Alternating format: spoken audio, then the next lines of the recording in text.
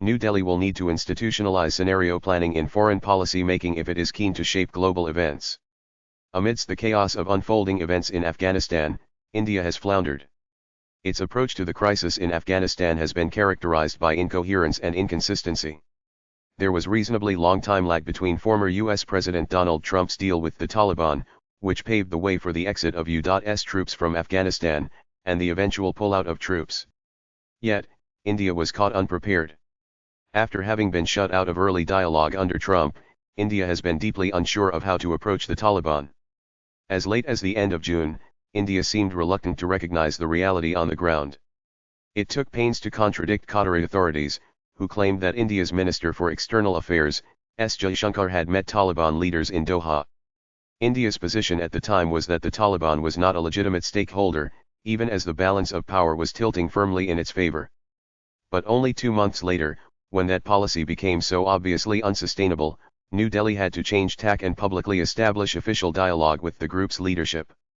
Then, when the Taliban stormed into Kabul on August 15, India evacuated its embassy, leaving little to no support on the ground for hundreds of Indians who were still trapped in Afghanistan. At one point, some 150 Indians were held back from their evacuation flight by Taliban fighters. But perhaps the worst of India's policy quagmires concerned visas for desperate Afghans fleeing their country. After initially rolling out emergency visas for them, New Delhi arbitrarily cancelled those issued visas and launched a new e-visa scheme. Yet, few e-visas appear to have been granted since then under the new scheme. The policy flip-flop has cost India significant goodwill among exasperated Afghan citizens. Meanwhile, critics have also panned India's inaction on extending humanitarian aid to Afghans. It shouldn't have been like this. As shocking as it was, the Taliban's takeover was not entirely unexpected. For well over a year, several commentators had been predicting that the Taliban would capture power. If it had undertaken any scenario planning, New Delhi would have seen this coming and should have been prepared for it. And if New Delhi had been prepared, there would not have been any flip-flops in policy or overly delayed action. Instead, it chose to wait and watch. A large part of the problem here is that the Indian government does not have an institutionalized mechanism to do such scenario planning, the act of gaming situations, anticipating possible scenarios, and coming up with policy options for different scenarios well ahead of time. The Indian Ministry of External Affairs, MAA, has a policy planning and research division, but former diplomats told me that scenario planning is essentially fragmented and undertaken at the Joint Secretary level. In the absence of a dedicated team, such scenario planning is done only if initiative is taken at the highest level during a crisis, a former Indian Foreign Secretary said. But given that foreign policy is now a multidimensional matter, scenario planning will have to involve far more stakeholders than just the MAA. In India, visa policy, for instance, is handled by the Ministry of Home Affairs and not the MAA. That problem is seemingly solved by the National Security Council, NSC, which brings all the major cabinet ministers together alongside the Prime Minister and the National Security Advisor.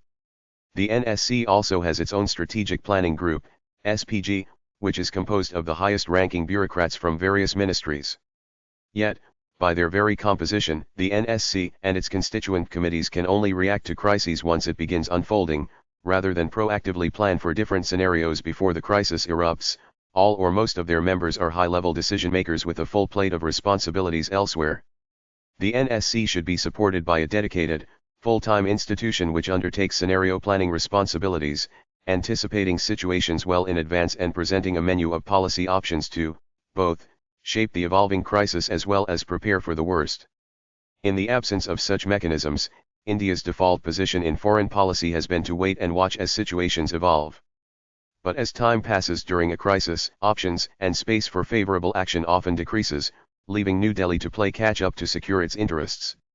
Worse, India also becomes less able to proactively shape situations, a key necessity in the quest to build global influence. Influential powers are often countries that are able to dictate the course of events at crucial points in time, before it's all too late. India has long aspired to play a bigger role in world affairs, as an influential power that shapes events, rather than as one which is forced to react to them as they happen. New Delhi has long been exasperated at being forced to conduct last-gasp evacuation operations when its people are caught in the crossfire on the battlefield. It wants instead to have a voice which shapes situations before they get out of hand. The starting point to building that capability is scenario planning. It's time for India to institutionalize scenario planning in its foreign policy.